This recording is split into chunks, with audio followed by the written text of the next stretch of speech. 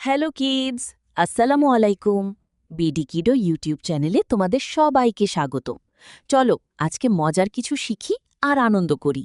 শুকনো আর নির্জীব মনে হতো, কিন্তু রাত নামলেই ভেতর থেকে ভেসে আসতো, আমাকে টেনে তোলো।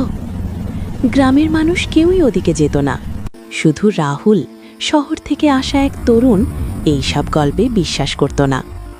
এক অমাবস্যার রাতে সে কুয়োর ধারে দাঁড়ালো। হঠাৎ নিচ থেকে কাঁপা কাঁপা গলা, দড়িটা নামাও। রাহুল হাসল। কুয়োর ভেতর তাকিয়ে দেখে একটা মেয়ে, ভেজা চুল, ফ্যাকাশে মুখ, রক্ত লাল চোখ। ভয়ে জমে গেল তার শরীর। মেয়েটা ফিসফিস করে বলল, আমি পড়ে গেছি, আমাকে তোলো। রাহুল দড়ি নামালো। দড়ি টানতেই অদ্ভুত ভারী লাগলো। এক টানে উঠে এলো, কিছু না।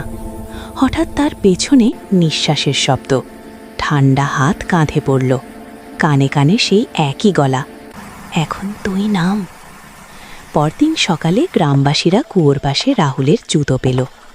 কুয়োর ভেতর থেকে তখন ভেসে আসছিল দুটি কণ্ঠস্বর, আমাকে টেনে তোলো,